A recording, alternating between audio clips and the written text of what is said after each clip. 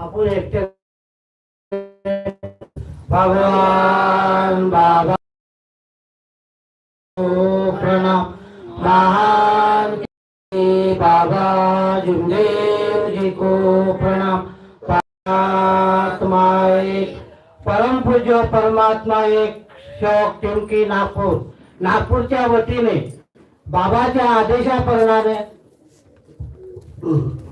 भगवान बाबा हनुमान जी को प्रणाम, महान त्यागी बाबा जुमदेव जी को प्रणाम। परमात्मा एक परम पूज्य परमात्मा एक सेवक टिमकी नागपूरच्या वतीने बाबाच्या आदेशाप्रमाणे आजची चर्चा बैठक घाटोळे भाऊ यांच्या निवासस्थानी चालू आहे। 41 दिवसाचे त्याग करून त्यांनी आपलं जीवन सफल केले आहे। यासाठी या चर्चा बैठकला सृष्टीचे विधाता भगवान बाबा हनुमानजी उपस्थित आहेत। भगवंताला माझा प्रणाम।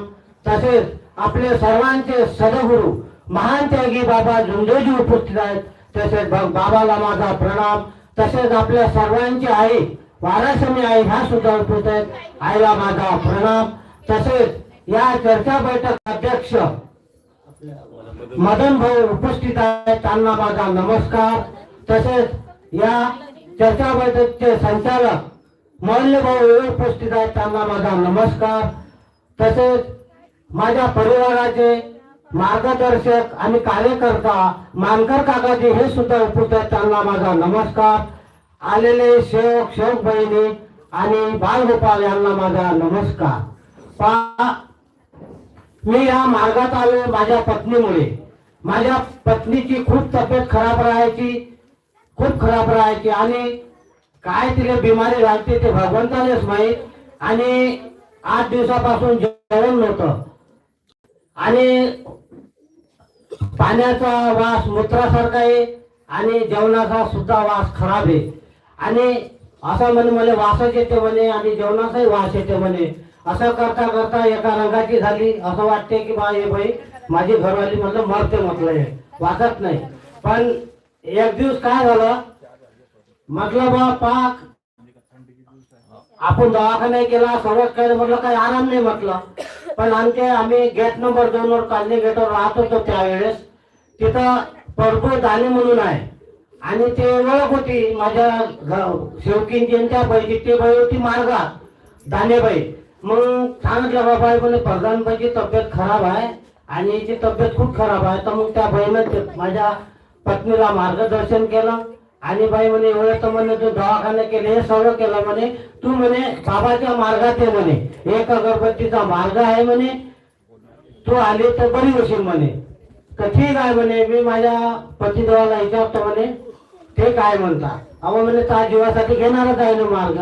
मग तिला आम्हाला त्या भाईने बी सांगितलं मला बी सांगितलं आले बा असा मार्ग आहे म्हणे एक अगरबत्तीचा मार्ग आहे म्हणे। या मार्गात या म्हणे तुम्ही चांगले बसा। माझ्यावर बी हेच परिस्थिती होती म्हणे। मग मी मार्ग घेतला म्हणे चांगली झाली म्हणे। मग आम्ही विचार केल्यानंतर एक लांबट काकाजी म्हणून होते कालनीमध्ये ड्युटी त्यांच्या इकडे गेलो, त्यानेच नेलं। त्याच्यानंतर मग म्हणे निवासस्थानले चला। मग आम्ही निवासस्थानले गेलो। तिथं गेल्यानंतर म्हणे म्हणे थोडं मार्गदर्शन दिलं आम्हाला। बाबाचे भाऊ होते महादेवरावजी थुंबेकर, ते बसून होते खुर्चीवर। मग त्यानं विचारलं म्हणलं बा असं आहे तर असं करा म्हणे तुमच्या इथून काही मार्ग घेऊ नका म्हणे। तुमच्या गावामध्ये कापशेबाई म्हणून आहे, शकुंतला कापशेबाई महागुल्यामध्ये, तिथून म्हणे तुम्ही मार्ग घ्या म्हणे जा म्हणे। मग सगळं त्यांनी मार्गदर्शन केलं। आम्ही गेलो महाजिल्ह्यामध्ये बाईच्या इकडे गेलो। मग गेल्यानंतर मग त्यानं आम्हाला मार्गदर्शन केलं म्हणे म्हणे हा मार्ग म्हणे मर्याचा आहे म्हणे। या मार्गामध्ये मर्यासाठी यावं लागतं म्हणे, जिवंत राहावं लागत म्हणे। तर म्हटलं आम्हाला मान्य आहे म्हटलं। तशी म्हटलं माझी घरवाले मरून राहिली नाहीतर म्हणे आमची परिस्थिती खराबच आहे म्हटलं। ठीक आहे म्हणे। मग घरी गेलो, साफसफाई केली, ते देव मंदिर होते फटवून घेतो आम्ही विसर्जन केलं। त्याच्यानंतर आम्ही कापशेबाईचे गेलो, त्यानं आम्हाला मार्गदर्शन केलं आणि 3 दिवसाची अगरबत्ती दिली आम्हाला। दिवा नव्हता दिलता कापणे फक्त म्हणे 3 दिवस म्हणे अगरबत्ती लावा, त्याच्यानंतर काय तुम्हाला अनुभव घडते ते पहा म्हणे तुम्ही। ठीक आहे म्हटलं। आम्ही गेलो आणि म्हणे बाप 5 वाजता बाबाची पूजा उठून म्हणे पूजा आंघोळ गिंघोळ करून लेकरं बाहेर सहित म्हणे 5 वाजता पूजा झाली पाहिजे म्हणे. आम्ही लहान लहान लेकरं होते, 2 मुली 1 मुलगा. मग यायला सांगितलं भाऊला सकाळी उठा लागते म्हटलं. तर ठीक आहे म्हणे. मग लेकराला मग काहीतरी तांदूळ करून उठवा लागे, त्याच्या आंघोळा करून द्या लागे, मग पूजेला बसो. असा 3 दिवस आम्ही अगरबत्ती लावली. त्याच्यानंतर 3ऱ्या दिवशी माझ्या घरवालीला आराम पडला.